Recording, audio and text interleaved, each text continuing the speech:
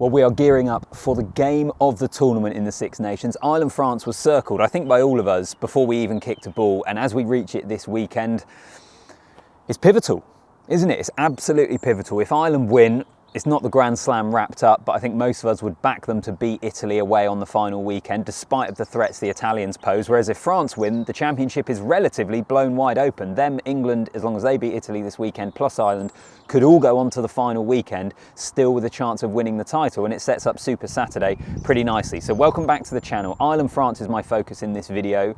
Who's going to win it? Who's going to win it this weekend? That is the big question. I'll get into some of the selection, the 7-1 bench for France, Jamie Osborne being selected on the wing instead of Mack Hansen for Ireland, but ultimately who's going to win? Who's going to get over the line? And the first thing I'll say is I really hope this game lives up to the billing. For a whole number of different reasons, really. Partly what I've just been speaking about, in that I think for the tournament as a whole, Ireland fans, bear with me a sec here because I know you won't feel this way, but for the tournament as a whole, I think you need a France win, because otherwise Super Saturday, frankly, could be pretty, what's the word? I was going to say poor, more just not enough riding on it. Potentially not enough riding on it. So I think the tournament as a whole, we want to see a France win. And I also just think, and I've said this before on the channel, this is the Ireland-France era. In Northern Hemisphere rugby, the last 3 or 4 years have been about Ireland and France. They have been the best two teams in the competition. Sometimes they've been the best two teams in the world. What was it, that game in Dublin a few years ago, which was one of the great Six Nations games, when it was one of them was number one in the world, one of them was the second team in the world, like just an unbelievable match. So it has been their era, and I hope we have another classic instalment to add to it, essentially. Off the back of that, though, what I will say, and again, this is a point I've said before, but in terms of that era, France are the ones that need the victory more, that I think are under more pressure to try and perform, because for as golden a generation as this is, for some of the brilliant rugby they've played, whether it be some of the victories they've had against the All Blacks, whether it be putting 50 points on England at Twickenham, they don't have that much to show for it, other than the one Grand Slam. You compare that with Ireland, they've got a Grand Slam, they've got another title, they're currently going for 3 in a row and their second Grand Slam in 3 years. They've got a Test Series victory away against the All Blacks. Both teams lost in the quarterfinal of the World Cup, but I think overall, given that it's an Ireland and France era in terms of Northern Hemisphere rugby, that's how I view it, France are the ones that are under more pressure to add more silverware, add more accolades to their trophy cabinet to have under their belt, essentially. So I think there is a bit of pressure on France from that point of view. I think it's going to be so tough for France, and I really don't know how to judge them, because they beat Wales 43-0 on the opening weekend. They then go and waste a load of opportunities against England at Twickenham, a game they should have won, but they end up losing by a point, and they then back that up by putting 70 points on Italy. So I guess with this France team, we know how good they can be. The question is, how good are they going to be? And I do have fears for them that putting 70 points on Italy is not good preparation for the challenge you're going to be faced with against Ireland. The flip side to that argument is, following a defeat, they got back to winning ways. They'd have had loads of confidence from some of the tries that they scored in that game, and now they know they have to take their game up to the next level.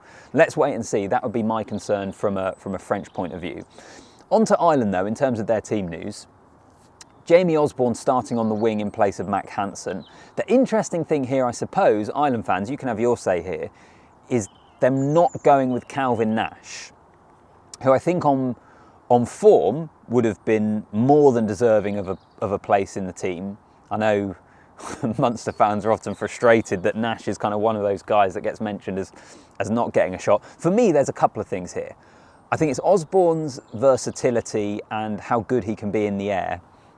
Was it his debut last year? It was, wasn't it? His debut last year away to the Springboks, and at fullback as well, like a pressure position, tough environment, brilliant team you're going up against. And I thought he did pretty well in that series. So I think it's the versatility and the options that he possibly gives you in the air.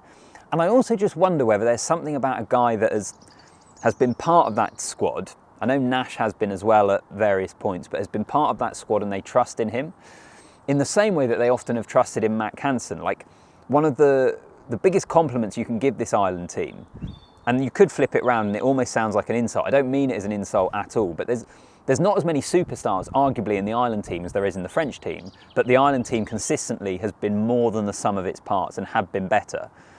And I think Mack Hansen is a good example of that in terms of a winger. He fits that Irish system brilliantly. And I wonder whether they view Jamie Jamie Osborne as being able to slot in and fit into that system pretty seamlessly as well. And that could be a big reason for why they've selected him. In terms of the French selection, Ntamack returns from his suspension. Penaud is back in, having been ostracised for the one game, and it's a 7-1 split on the bench. So I want to talk about the 7-1 bench because that is interesting. I personally don't have a huge problem with it. I think it's inventive. I think it adds a different dynamic and a different challenge. The counter-argument to it that I would entertain, and in fact I think I need to do a whole separate video on the 7-1 bench because it's becoming a bigger and bigger topic of conversation. The counter-argument to it that I would entertain would be that it favours the bigger nations. And there's only certain nations that are capable of doing it, and so therefore do you look to address that. South African fans and French fans this weekend will say that it would be a rule specifically against their nation. I'm not interested in anything like that. I'm just trying to hamstring, is that the word? I feel like I made it up. One nation or two nations, but is there a wider conversation about the balance of how fair it is at a wider point of view? That for me is probably an interesting thing. The other thing as well here for a 7-1 bench, which I feel like we haven't seen yet. Like people often talk about, oh, it's the 7 forwards coming off the bench and it's not in the spirit of the game. Like I don't really believe in all that. But it's also a massive risk. And I don't think we've seen a 7-1 bench split backfire yet, which we will do at some point. South Africa almost saw it in the World Cup final, where they basically had to play without a hooker for the majority of the game. And like, fair play for the way in which they were able to get through that. Like, it says so much about the Springboks.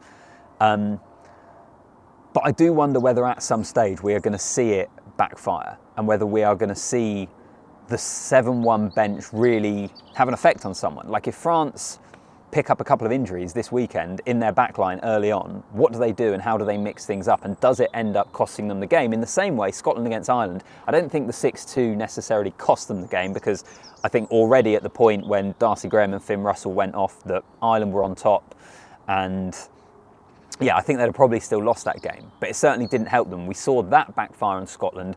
My point is, maybe a bit convoluted, is at some point the 7-1 bench split is seriously going to backfire on someone. And we haven't seen that yet. Will we see it this weekend? We'll wait and see. Overall,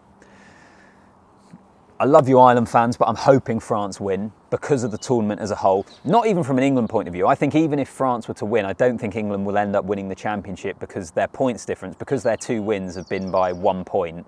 Yes, okay, they've got Italy and Wales to come, but I don't think they would be able to overturn the points difference that France and Ireland would have. So it's not about an English point of view, it is about Super Saturday. It's about the final weekend of the Six Nations, having things on the line, the championship on the line.